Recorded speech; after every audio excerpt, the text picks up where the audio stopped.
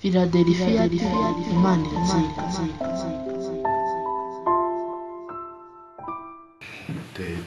Turashima Imana kubw'iki gitondo cyiza kubw'amagambo yayo. Isezerano ry'Imana rirarinda umuntu, isezerano ry'Imana rirengera umuntu, isezerano ry'Imana rigeza umuntu ku byiza.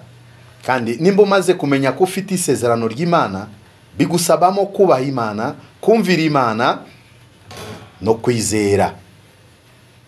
Ibyo ugakorera Imana mirimo myiza bizakugeza ku isezerano. Mana ihabwa icyubahiro kubwira ijambo nziza. Uyu mwaka tongere dufata ingamba nziza.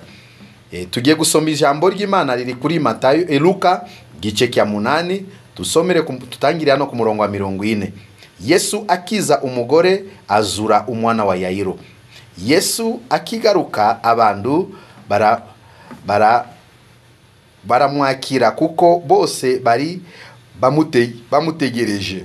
Nuko haza umuntu witwa Yayiro, umutware w'isinagogi, araza yikubita imbere y'ibirenge bya Yesu, aramubwira ngo aze iwe, kuko yari afite umukobwa w'ikinege wari umaze imyaka nka 12 avutse, kandi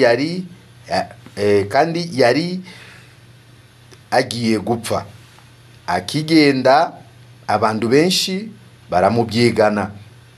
Haza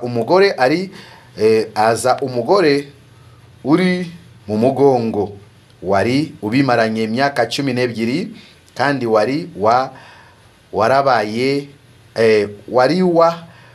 warahaye abavuzi ibintu bye byose, nyamara ndihagira n'umwe ubasha kumuvura.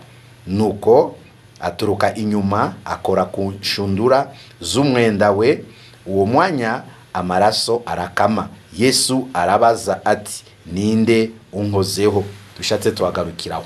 Nize ko ingurura yizi, ariko nuko kwibutsa gusa uyu mwaka turacyari mu itangiriro ry'umwaka.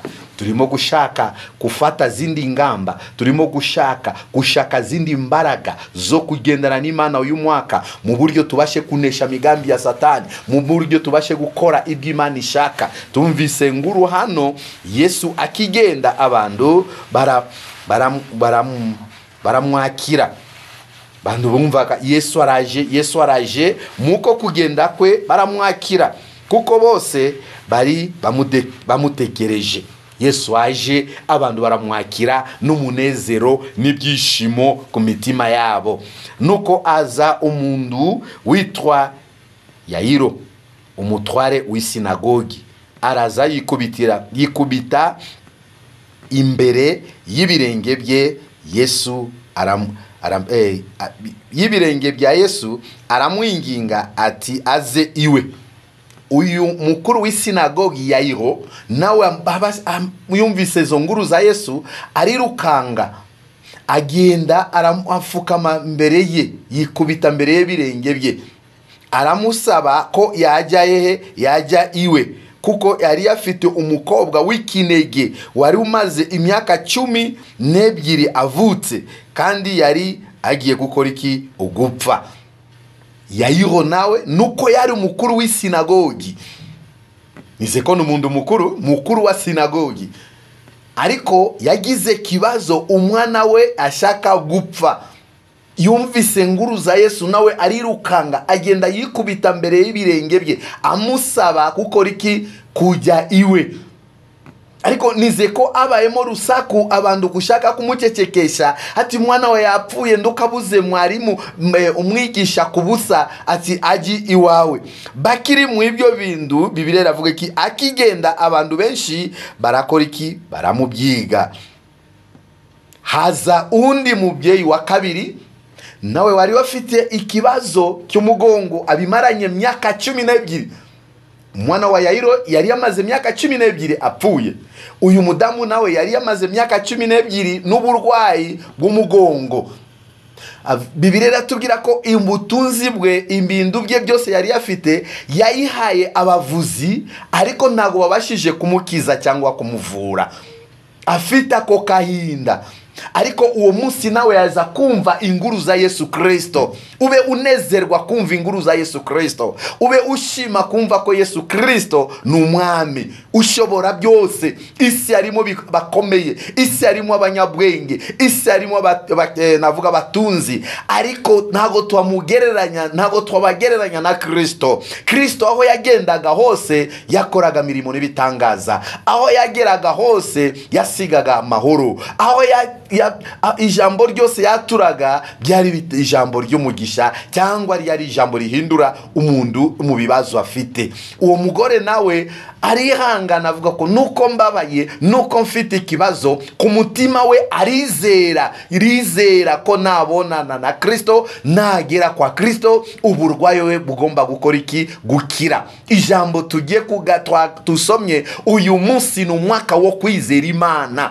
Mu bibazo byose ufite, mu bikuremereye, ndugatangira umwaka ufite ubwoba, twebwe twizeye Imana gusa, kuko abiringiye Uwiteka baba bageranya n'umusozi wa Siyoni utabasha kunyeganyezwa.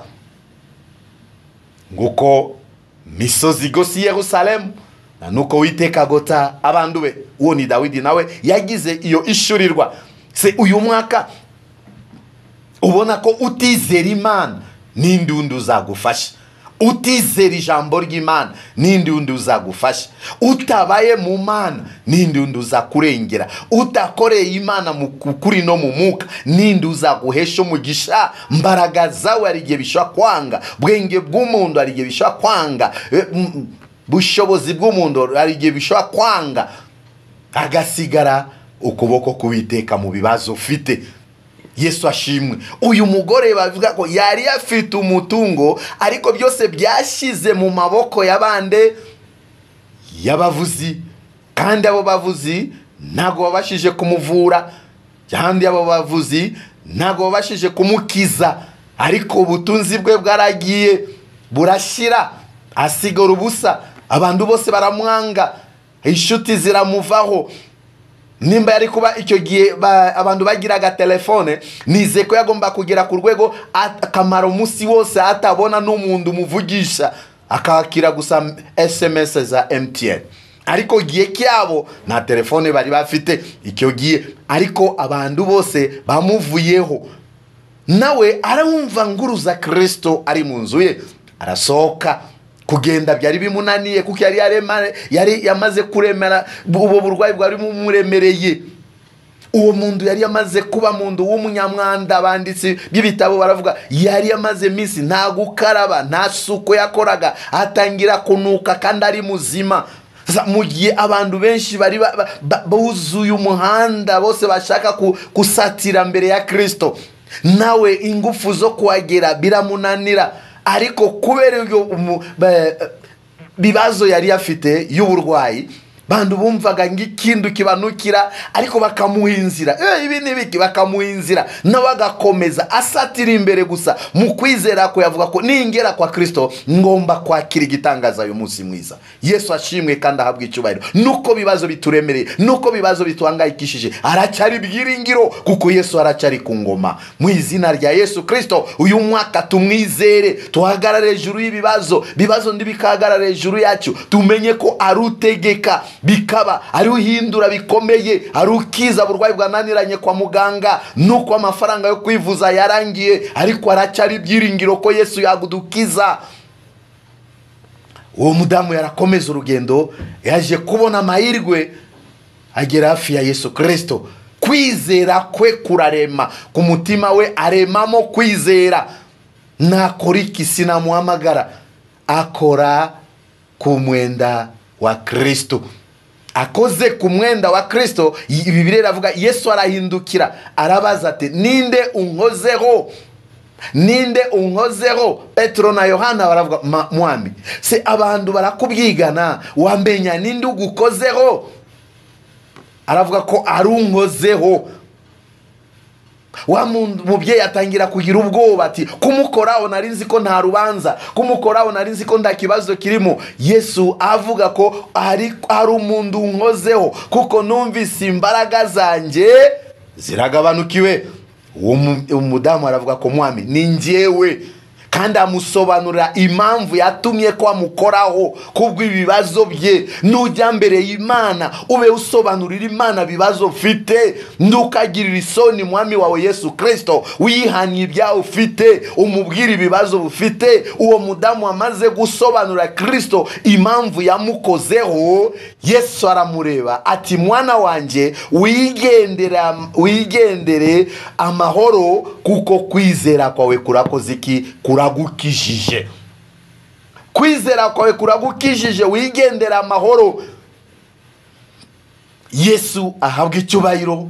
Uwo mudamu myaka 12 yamaze yababaye, yamaze yangayikishijwe n'ubibazo, yatumye itundutwe ubutunzi bwe bwose burashira mu maboko y'abavuzi, kandi nta kintu na kimwe cyamumariye. Ariko mu minita zingaye yizeye gukora ku mwenda wa Kristo, uburwayi maraso irakama, umuntu arakira, umuntu yaba muzima. Nize ko amaze kumva Yesu amubwiye ko mwana wanje kwizera kwawe kuragukijije, wigendere amahoro. Amuha n'umugisha wiki nyuma yo gukizwa, yo gukira, amuha mugisha y'amahoro. Wigendera amahoro. Yesu ni utuwa amahoro. Isi yose irimo kubabazwa, isi irarira kubona amahoro, abantu bahunga kubera kubura amahoro. Ariko ndahundi waduha amahoro atari Yesu Kristo. Mwana wanje kwizera kwawe kuragukijije, wigendere amahoro. Nize kuba mundu yavuye hariya afite ibyishimo, afite umunezero, afite amashimwe. Kasa inama twakuzaniye ukwezi kwa mbere yo gutangira umwaka, mureke gusa bene data mu bibazo byose dufite, yaba ku murimo w'Imana, yaba ku buzima bwawe bwite, yaba ku muryango wawe, yaba burwayi ufite, yaba bigeragezo ufite, wiringiye Imana gusa. Tumwizere, twizere. Kwizera kurarema, kwizera kurakiza, kwizera kutuha ibyo tudafite, kwizera kutugeza aho tutakuriye kuhagera, kwizera kurakora imirimo n'ibitangaza ku buzima bwacu. Ariko ndukizera umuntu, ndukizera ibintu. Umva ko uyu mugore bintu byose yari afite byose byarashize, aha abavuzi, ariko ntago babashije kumuvura cyangwa kumukiza. Tugomba kwizera Imana n'umwana wayo w'ikinege Yesu Kristo.